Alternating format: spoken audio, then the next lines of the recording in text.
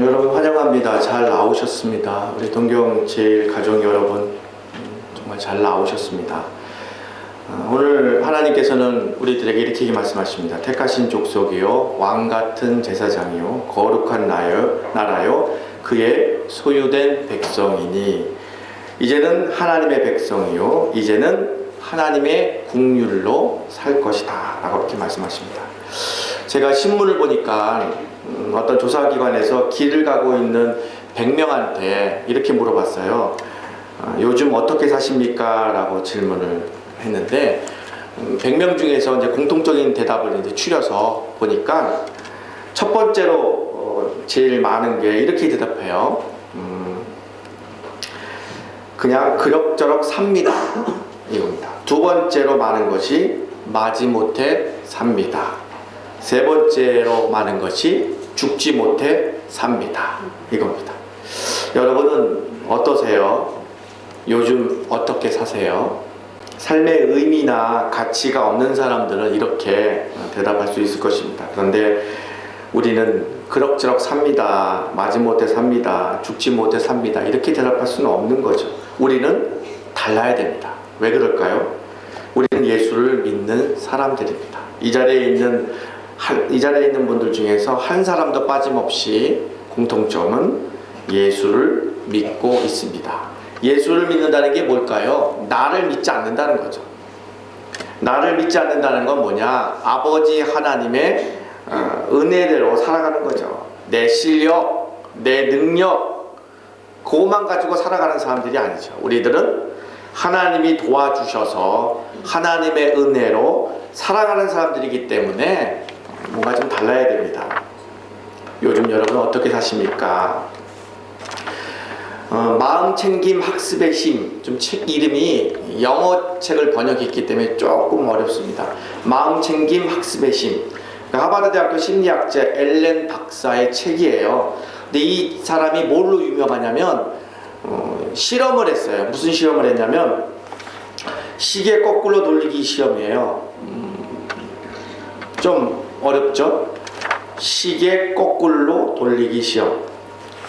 이 시험은 뭐냐면요, 사람의 정신이 인체에 미치는 영향에 대한 실험인데요. 내용을 알면 여러분 쉬워요.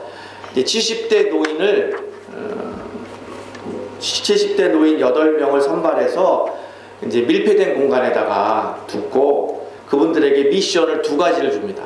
첫 번째 미션은 이제부터 70대 노인들한테 이렇게 얘기하는 거죠. 미션 1, 이제부터 70대라고 생각하지 말고 50대라고 생각하십시오. 그리고 미션 2, 두 번째, 이제부터는 누가 70대 노인이라고 아무것도 안 해줍니다. 그냥 청소나 설거지는 직접 해야 합니다 라고 미션을 줬다고 그래요.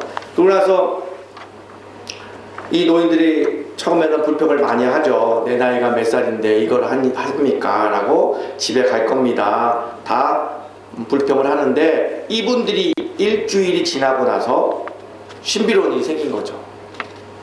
누구도 알 수 없었던 일이죠. 이분들에게 몸은 70대지만 50대의 시력, 50대의 청력, 50대의 기억력을 회복하는 수준이 됐다고 그래요. 젊은 시절로 돌아간 거죠. 70대 입장에서 볼 때 50대로 돌아가는 건 젊은 시절 아니겠습니까? 그래서 이 교수님이 실험 결과를 이렇게 냈어요. 우리를 가두는 것은 신체의 한계가 아니라 우리의 생각이다, 이렇게 얘기한 거죠. 여러분도 마찬가지예요. 여러분의 인생을 가두는 거는 나이가 많아서가 아니에요. 못 배워서가 아니에요. 없어서가 아니에요. 여러분의 생각입니다. 생각. 한국의 EBS에서요 황혼의 반란이라고 하는 제목의 프로그램이 있어요. 나중에 인터넷에 찾아보시면 쉽게 찾을 수 있어요. 한국에서도 똑같은 시험을 했어요. 그래서 한국의 EBS에서 이렇게 결론을 했죠. 신체가 70대이기 때문에 노인으로 사는 게 아니에요. 생물 나이 70이기 때문에 노인으로 사는 것이 아니라 생각이 70대이기 때문에 노인으로 산다고 결론을 냈어요. 어떤 어떻게 사느냐, 이걸 결정하는 것은 어떠한 마음으로, 어떠한 생각으로 사느냐에 달려있다고 결론을 냈습니다. 우리 가족들, 우리 동경제일교회 가족들은 지금 여러분은 몇 살의 삶을 살고 계십니까? 여러분은 스스로 생각할 때 여러분은 어떤 사람이라고 알고 살고 있습니까? 우리가 예수를 몰랐을 때는 그냥 그럭저럭 어떻게 살다 보니까 여기까지 왔다고 생각을 하고 앞으로의 인생도 그냥 그럭저럭 살 것이라고 막연히 생각하며 살 수밖에 없는 불안한 삶이었던 거예요. 그런데 예수를 만나고서부터 우리는 깊이 깨달았죠. 아, 그때는 몰랐지만 어렵고 힘들고 억압, 내 스스로가 비하하고 조롱을 받고 정말 어려운 시절을 보냈던 것이 바로 예수를 알게 하기 위해서, 하나님을 마음을 알기 위해서 나를 지금까지 인도하셨구나. 그거를 깊이 깨닫고 하나님 말씀에 집중할 수 있게 된 것입니다. 이 시간에도 마찬가지입니다. 하나님의 말씀, 너희는 택하신 족속이요 왕같은 제사장이요 거룩한 나라요 소유된 백성이요. 도대체 나는 나를, 내 스스로를 생각할 때 초라하고 내 스스로가 비참하게 보인다 할지라도 과연 하나님은 나를 어떻게 생각할까? 하나님은 나를 어떻게 다루실까? 이렇게 관심을 갖게 돼서 말씀을 보면 정말 나 스스로도 알 수 없는 기가 막힌 사실을, 가치를 알게 됩니다. 여러분 가끔 텔레비다 보면, 미국 텔레비에 보면 여자 나이가 많으신 어느 한 여자분이 국가 정상들이랑 이렇게 인터뷰하는 장면들을 가끔씩 보실 수 있을 거예요. 그분의 이름이 바바라 윌터슨이라는 분입니다. 이분은 40년 동안 그 많은 사람들과 인터뷰를 했다고 그래요. 국가 정상과도 대화를 했고, 그다음에 영화 배우, 심지어는 범죄자, 살인자까지도 인터뷰를 했습니다. 근데 이분의 인터뷰의 특징이 뭐냐면 그 많은 사람들이랑 만나도 마음을 열고 속에 있는 이야기를 다 털어놓을 수 있는 인터뷰를 할 수 있는 능력의 사람이어서 아주 많은 사람들에게 주목을 받고 있습니다. 근데 이분에게 사람들이 물어봤어요. 도대체 당신의 비결이 뭡니까? 누구를 만나든지 당신이 그 사람들의 속에 있는 이야기를 다 끄집어낼 수 있게끔 하는 비결이 뭡니까? 라고 물어봤어요. 근데 그분이 자기의 책 저수를 통해서 이렇게 밝혔어요. 자기가 누구를 만나든지 그 사람의 마음에 있는 이야기를 끄집어낼 수 있었던 것은 자기의 친언니 때문이라고 그래요. 친언니가 바로 정신지체아였다고 그래요. 정신지체였기 때문에 언니랑 대화를 나눌 때 항상 언니 입장에서 말하고 보고 대화했기 때문에 그랬다고 합니다. 그래서 이 바바라는 누구를 만나든지 높은 사람, 낮은 사람, 모든 사람을 만나서라도 이 사람이 하는 것은 바로 뭐냐면 어려서부터 느꼈던 소통의 비법, 소통의 비결이죠. 상대방의 아픈 마음, 아픈 부분을 무엇인지 가만히 귀 기울여 주는 거죠. 그리고 상대방이 아파하는 것을 공감하는 거죠. 그래서 말 한마디 하더라도 상대방에게 공감할 수 있는 파동을 일으킨다고 그분은 밝혔어요. 마찬가지예요. 여러분, 이 자리에 있는 여러분들도 지금 겉모양은 세련되고 우아하고 아름답지만 여러분의 속마음은 지금 어떠세요? 여러분의 모든 것을 다 알고 계신 하나님과 정말 소통하고 공감을 느끼는 귀한 시간 되기를 저는 간절히 바랍니다. 정말 제가 증거하는 이 설교를 통해서 그냥 말의 유희, 말의 잔치로 끝나는 것이 아니라 진정 여러분이 하나님과 공감의 파동이 일어나서 수고하고 무거운 짐진 자들아 다 내게로 오라. 여러분의 아픔을 누구보다도 공감하고 계시는 그 놀라운 주님을 통해서 하나님과 공감대를 찾는 귀한 시간 되시길 바라겠습니다. 그래서 잃어버린 나, 하나님으로부터 복을 받았던 그 잃어버린 나를 찾는 소중한 시간 되기를 간절히 바라겠습니다. 그리스도인들이라는 제목으로 한 3주 정도 이 말씀을 나누려고 합니다. 도대체 그리스도인은 누구일까?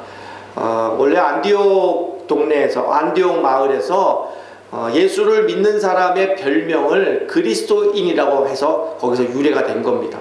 그래서 그리스도인 하면 예수를 믿는 사람들을 얘기하는 거죠. 예수를 믿는다, 그것은 우리의 값어치, 존재의 가치가 변화를 일으킨다는 거죠. 그래서 우리가 자존감이 높아지는 건데, 우리는 간혹 세상에 익숙하고 세상에 영향을 받고 있기 때문에 내가 누군지도 모르고 지금 살아가는 겁니다. 그저 세상 사람들의 이야기나 세상이 우리를 대해주는 것에 너무 익숙하다 보니까 깜빡하고 잃어버리고 사는 겁니다. 그걸 모르니까, 내가 누구인지를 모르니까, 내 처음 사람 주 안에서 하나님이 나를 지으실 때 어떻게 지었는지를 모르니까 인생을 포기하게 하기도 하고 비관하기도 하고 내 스스로를 저주하기도 합니다. 여러분이 그토록 찾고 있는 행복과 기쁨이 어디에서 오겠습니까? 바로 여러분 스스로의 값어치를 깊이 알 때 오게 되는 거 아니겠습니까? 한국 텔레비에 이런 거 있어요. 명품 찾는, 진품 찾는 프로그램이 있죠. 어떤 분들은 갑오로 보관했던 항아리가 얼마나 비싼지를 알고 싸고 해서 이제 감정받으러 나옵니다. 가지고 올 때는 깨질까봐, 바람 불까봐 아주 소중하게 품에 안아서 가지고 나오죠. 그런데 전문가들에 의해서 감정가가 별로라고 나오면 집에 가져가지도 않고 그냥 버려버립니다. 값을 알기 때문에 그렇습니다. 그런데 집에서 별로 소중하게 중요하게 여기지 않았던 항아리를 가지고 나와서 그냥 버리니 한번 감정받자 하고 가져온 사람들이 감정가가 아주 상당히 비싸게 판명이 되면 그 사람들은 그 물건에 대한 대우가 달라지는 거죠. 가져올 때는 아무렇게 가져왔는데 집에 돌아갈 때는 종이에 싸고 평생 한번 타볼까 말까 모험 택시를 불러서 타고 집에 돌아갑니다.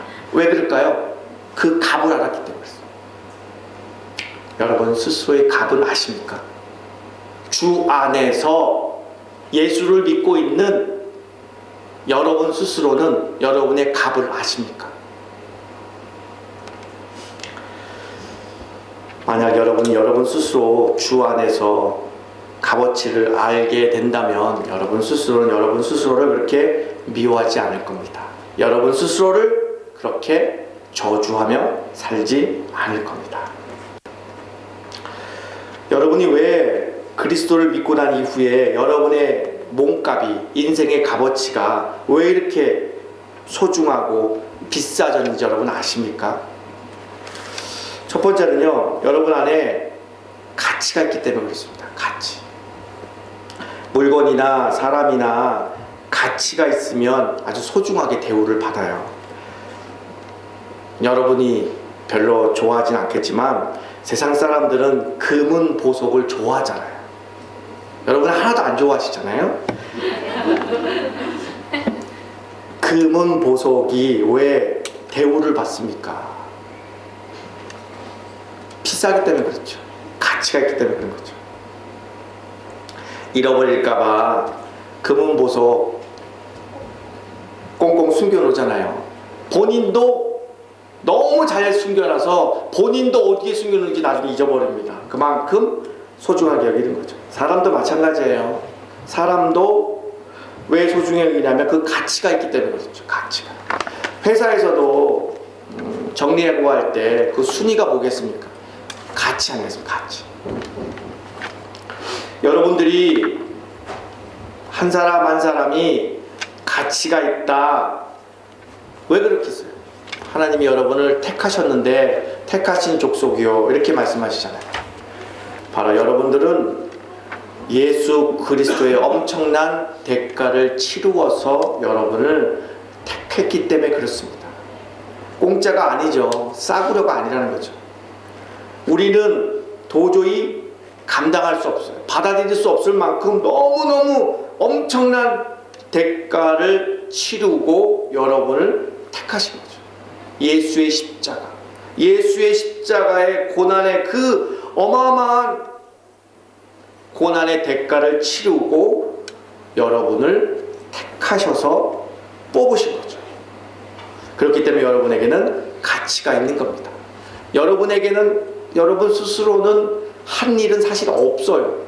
여러분이 무슨 일을 했습니까? 예수가 십자가에 달리셔서 그 말도 안 되는 모욕과 아픔과 수치와 그 모든 것을 다 당하셨는데 그때 여러분은 뭐 하셨습니까? 아무것도 한 게 없습니다. 그러나 하나님께서는 우리를 택하셔서 세상 많은 사람들 중에서 우리를 택하셔서 예수의 은혜를 덮어 주신 거 아니겠습니까? 거기에 가치가 있는 겁니다. 그러니 은혜라고 하는 것이 바로 여기서 나오는 겁니다. 은혜.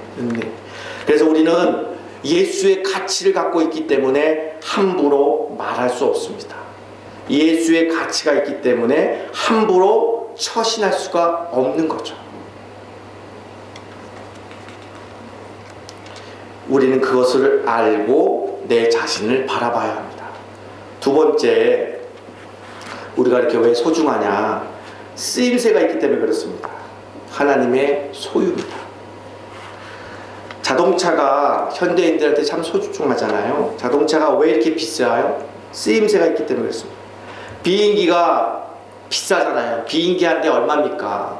제트기, 전투기 한 대가 1200억 원이라고 합니다. 그 비싼 이유가 뭐겠습니까? 쓰임새가 좋기 때문에 그렇습니다. 보리떡 5개와 물고기 2마리, 오병이어죠. 내용으로 봐서는 별 볼 일 없어요. 아무런 의미가 아무런 큰 것이 없어요. 하지만 어린아이의 도시락 가격으로 치면 얼마입니까? 그 벤또가 물고기 2마리, 보리떡 5개, 그 벤또가 얼마나 하겠습니까? 가격은 얼마 되지 않습니다. 하지만 그게 소중하게 쓰였기 때문에 그것이 비싼 거죠. 여러분은 하나님이 쓰시는 도구 아니겠습니까? 여러분은 하나님이 쓰시는 사람들입니다. 그렇기 때문에 소중한 겁니다. 여러분 스스로도 여러분이 몸값을 얼마로 칠 것인가 여러분이 생각을 하면서 아마 이 말씀을 들으시겠죠. 나는 하나님이 쓰시는 사람이다. 나는 하나님이 쓰시는 거룩한 그릇이다. 라고 들으시면 왠지 마음이 좀 뿌듯해지지 않습니까? 네 번째로 여러분이 왜 이렇게 소중하냐? 여러분의 주인이 귀하기 때문에 그렇습니다. 거룩한 나라요. 하찮은 물건도요, 주인이 소중한 사람이면 물건도 귀중합니다. 그 말이 뭐냐? 박물관 한번 여러분 가보세요. 박물관에 가면 설명 없이 도자기를 이렇게 보세요. 어떤 건 깨지고, 어떤 건 흙도 묻고, 어떤 거는 우리 집에 있는 내가 밥 먹는 그릇보다 더 더럽습니다. 그런데도 오늘 아침에 먹었던 내 밥그릇보다 박물관에 있는 그릇이, 다 깨져가는 그릇이 소중하다고 하는 이유가 뭐겠습니까? 주인이 다른 겁니다. 그 박물관에 다 깨져가는 그릇을 썼던 사람들이 역사적으로 소중하기 때문에 그렇습니다. 한국에서, 대한민국에서 가장 비싼 물건, 보물이 있습니다. 여러분 뭔지 아십니까? 벼룩이 있습니다. 벼룩이 있는데 그 벼룩이 누가 썼느냐? 세종대왕이 한글을 만들 때 썼던 벼룩입니다. 그 벼룩 한번 보시면 그 벼룩보다 더 반듯반듯하고 더 글씨가 잘 쓰는 벼룩 많습니다. 그럼에도 불구하고 누가 썼느냐가 중요해요. 미국에서는 미국 사람들이 가장 소중하게 여기는 보물이 있습니다. 만년필입니다. 우리 동네 백화점만, 우리 동네에 있는 가게만 가도 그것보다 더 좋은 만년필 많이 팝니다. 1000행, 2000행 주어도 더 좋은 만년필 살 수 있습니다. 그런데 그거에 비해서 낡았고 손때가 많이 묻었지만 그 만년필이 왜 소중하냐? 미국에서 링컨 대통령이 썼다고 그래요. 언제 썼냐? 노예 해방할 때 그걸로 사인했다고 그래요. 그렇기 때문에 그 만년필이 소중한 겁니다. 거꾸로 여러분, 무당이 썼던 물건들 귀한 거라고 여러분 들은 적 있습니까? 무당이 썼던 물건들 하나도 소중하지 않습니다. 왜냐? 귀신이 썼기 때문에 그렇습니다.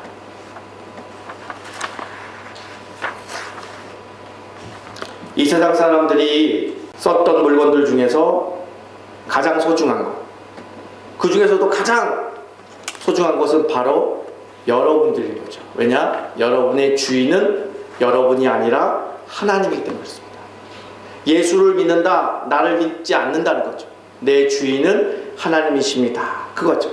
여러분이 그토록 소중한 것은 내 주인은 하나님이시기 때문에 그렇습니다. 내가 훌륭하고 잘나서가 아니라 하나님이 나를 쓰시고 내 주인이기 때문에 내가 소중한 겁니다. 네 번째로는 하나님이 그렇게 인정하셨기 때문에 그렇습니다. 왕같은 제사장이요, 이렇게 얘기합니다. 찬송가 이런 거 있죠. 천하보다 구하고 천사도 흠모하네 라고 나오죠.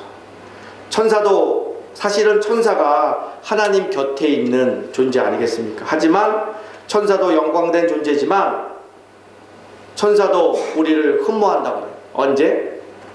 하나님 나라 들어갈 때, 구원받을 때 천사도 우리를 흠모한다고 합니다. 그래서 우리는 하나님이 우리를 그렇게 바라보시기 때문에 우리가 소중한 겁니다. 근데 여기서부터가 문제입니다.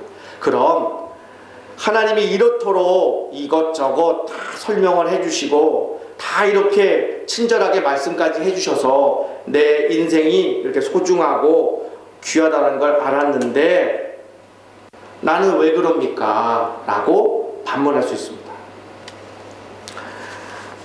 우리를 세상에 건강한 사람으로, 좀 더 많이 배운 사람으로, 좀 잘생긴 사람으로, 또는 부자로, 능력 있는 사람으로 만들지 왜 이렇게 부족한 사람으로 만드셨습니까? 라고 반문할 수가 있어요.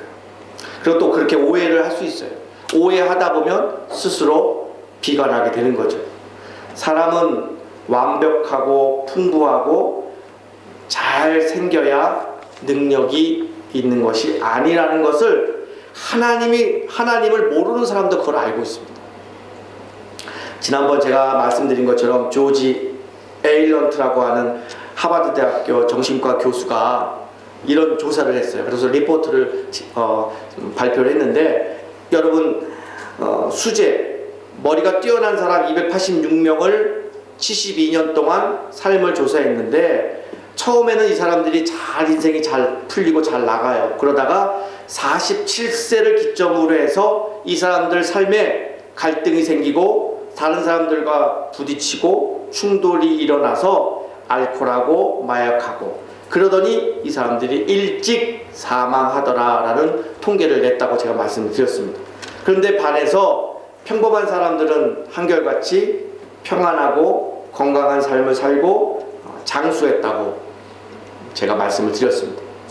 오늘날 많은 사람들이 1등하고 인류를 고집하면서 거기에 집착하며 살고 있어요. 그러니까 인생이 피곤한 거죠.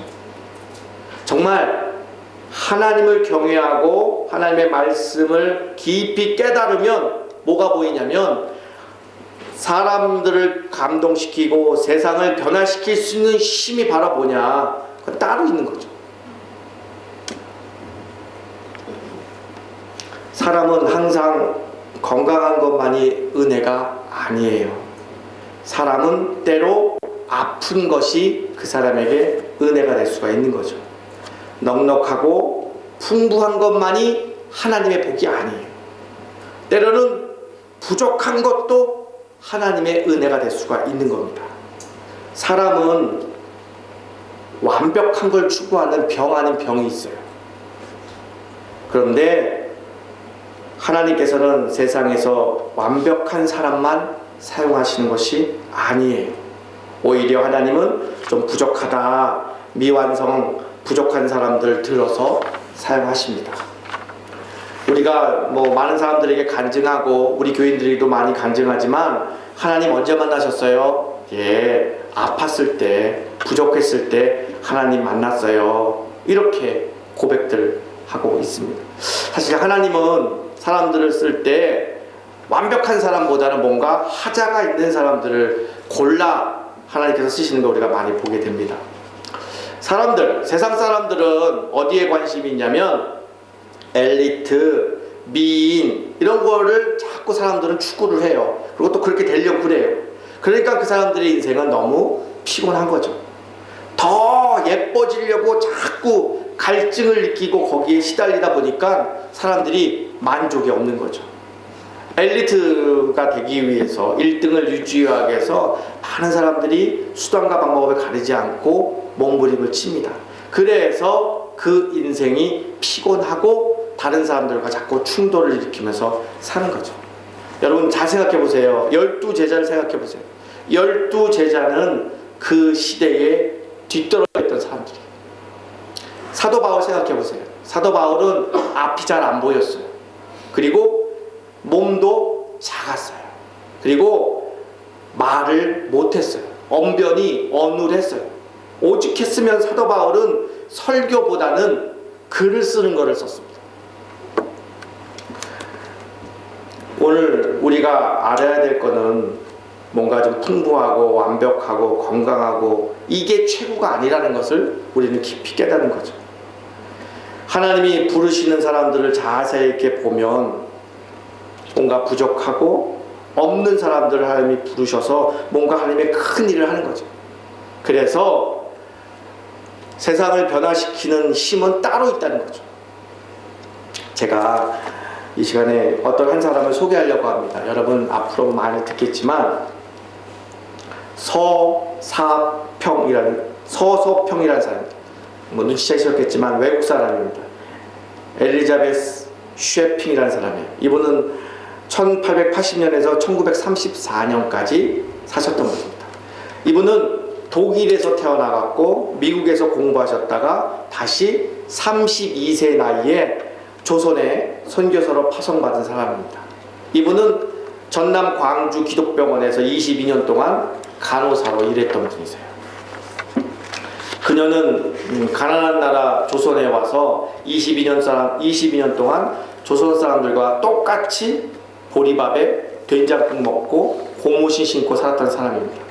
이 서서평은 조선을 위해서 일했던 선교사가 아니고 조선 사람들의 친구도 아니에요. 그냥 조선 사람처럼 조선 사람으로 살았던 인물입니다.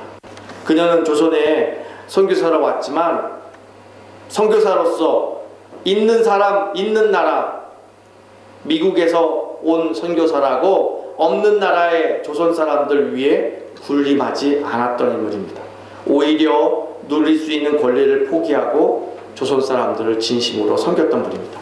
일제치하에 고통받는 가난한 사람들을 위해서 전라도 일대에 나병 환자들과 거지들을 돌보며 살았던 인물입니다. 고아들을 자식처럼 삼아서 한 집에서 살았다고 그래요. 나병에 걸린 아이들을 데려다가 양아들로 삼았다고 그래요. 이분 호족을 보면 버려져 있던 14명을 친아들로, 양아들로, 양딸로 삼았다고 그래요.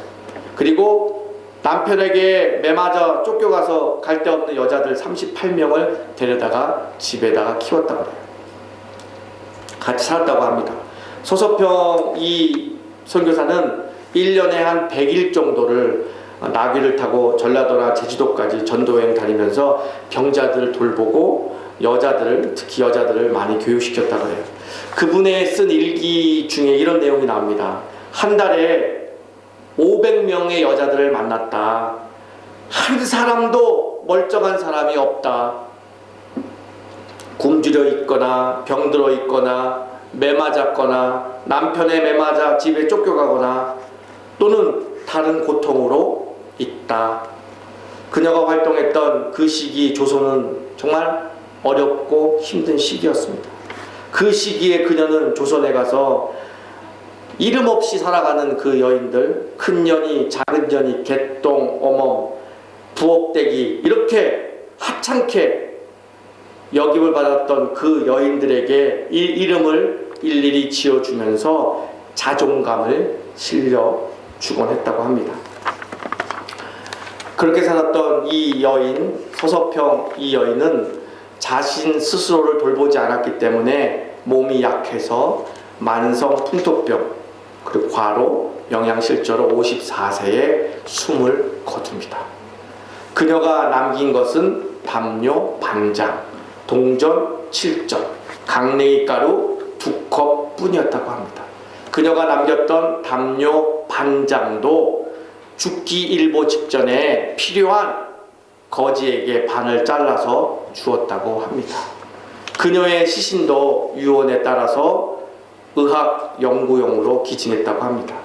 그녀는 그녀의 전부를 조선을 위해 주고 떠났습니다. 그녀의 장례는 광주 시민 사회장으로 거행됐다고 합니다. 그녀의 장례식에는 수많은 나병 환자, 거지들이 모여들었고 거지들이 상여를 쫓아다니면서 어머니, 어머니, 우리 어머니, 어머니를 외치며 애도했다고 합니다. 그녀가 죽었다는 소식을 듣고 많은 친구들이 그녀의 집에 찾아가서 그 유품을 정리하면서 그녀가 또박또박 한글로 쓴 글을 발견했습니다. 바로 이 글입니다. 성공이 아니고 성김입니다. 서서평은 조선에 와서 선교사로서 성공하기 위해서 산 것이 아니라 섬기려고 살았던 것입니다. 이 서서평이 이렇게까지 되기까지는 바로 내 가치를 주 안에서 깊이 깨달았을 때 이러한 삶이 나오는 겁니다. 내가 주 안에서 어떤 사람이라는 걸 모르면 이렇게 살 수 없습니다. 본인의 삶이 힘겹고 어렵고 스스로를 저주하면 이런 삶이 나올 수가 없습니다. 사랑하는 동경 제1가족 여러분, 여러분은 지금 여기에 왜 사십니까? 여기에 왜 오셨습니까? 오늘 하나님께서는 구절을 통하여서 이렇게 말씀하십니다. 하나님의 아름다운 덕을 선포하게 하려 합니다. 이렇게 나옵니다. 출애굽한 이유를 여러분 아십니까? 이스라엘 백성들이 왜 출애굽한지 아십니까? 가나안 땅에 가서 하나님께 예배 드리게 하려고 한 겁니다. 여러분을 왜 고향, 부모, 친척 떠나 이곳에 여러분을 왜 부르신지 압니까? 일본 땅에서 여러분을 통하여서 하나님께 예배 드리게 하려고 한 것입니다. 하나님이 여러분을 이 땅에 부르신 이유는 분명합니다. 하나님의 아름다운 덕을 이 땅에 선포하고 보여주기 위해서 그렇습니다.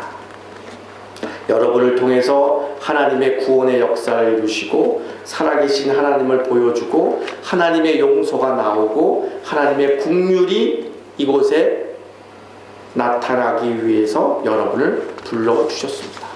이 일을 하려면 먼저 여러분이 누구인지를 바로 아셔야 합니다. 그래야 헌신이 나오고 용서가 나오고 긍휼이 나올 수 있는 겁니다. 자존감이 낮아지면 이러한 헌신, 수고, 용서, 긍휼이 나올 수 없습니다. 말씀을 정리하려고 합니다. 영국 런던에서 한 악기점에서 아주 남루한 거지같이 남루한 중년의 남자가 들어왔습니다. 이 남자는 떨리는 목소리로 바이올린 하나를 주인에게 내밉니다. 그리고 이렇게 얘기합니다. 여보시오, 이 바이올린을 줄 테니까 $20만 주십시오. 배가 너무 고픕니다. 주인은 그 불쌍한 나그네를 돕는다 치고 $20를 주고 바이올린을 받습니다. 그리고 돌아간 이후에 며칠이 지나서 이 주인은 그 바이올린을 열고 한번 켜봅니다. 깜짝 놀랍니다. 그리고 닥지닥지 붙어있는 먼지를 털어내고 속을 들여다봅니다. 그 속에 다음과 같은 글이 있습니다. 1904년 안토니오 스트라우발리. 여러분들 잘 알다시피 피아노의 거장, 소유의 바이올린입니다. 이 바이올린은 당시 $10만 넘는 최고의 명품입니다. 여러분은 누가 뭐라 해도 하나님 하나밖에 없는 최고의 명품입니다. 세상 사람들에게 속아 넘어가면 안 됩니다. 세상의 더러운 영들에게 속아서 여러분의 가치를 맞추면 안 됩니다. 우리 자신의 가치는 $20짜리 인생이 아닙니다. 스스로 비하하면 안 됩니다. 우리는 이제 우울하게 살 수 없습니다. 우리는 우리의 가치를 제대로 알게 될 때 더 이상 절망의 그늘에 쭈그려 앉아 통곡하며 살 수는 없습니다.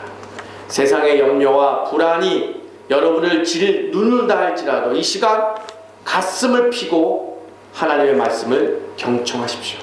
너희는 택하신 족속이요 왕같은 제사장이요 거룩한 나라요 그의 소유된 백성이니 이는 너희를 어두운 데서 불러내어 그의 기이한 빛에 들어가신 이의 아름다운 덕을 선포하게 하려 하십니다. 우리 모두 이 값을 알아야 합니다. 그리고 이 값을 하는 인생을 살아야 합니다. 그것이 바로 여러분을 부르신 하나님의 이유이고 뜻입니다. 기도하겠습니다. 하나님 아버지, 하나님의 무한하신 그 놀라운 마음을 저희들이 깊이 깨닫습니다. 저희 스스로 저희를 비하하지 않게 하시고 세상에 속아 나 자신을 비하하지 않게 하시고 조롱하지 않게 하시고 나 자신을 저주하지 않게 하시고 주 안에서 자유와 평강을 얻어 하나님의 아름다운 덕을 이 땅에 마음껏 증거할 수 있는 사람이 될 수 있도록 우리 하나님 역사하여 주시옵소서. 하나님, 우리 귀한 성도들 한 사람 한 사람이 내가 누구인지를 깊이 깨닫고 하늘의 힘을 얻어 이 세상에 하늘의 뜻을 증거하는 데 부족함이 없는 인생이 될 수 있도록 우리 하나님 인도하여 주시옵소서. 믿고 감사하며 예수님의 이름으로 기도드리옵나이다.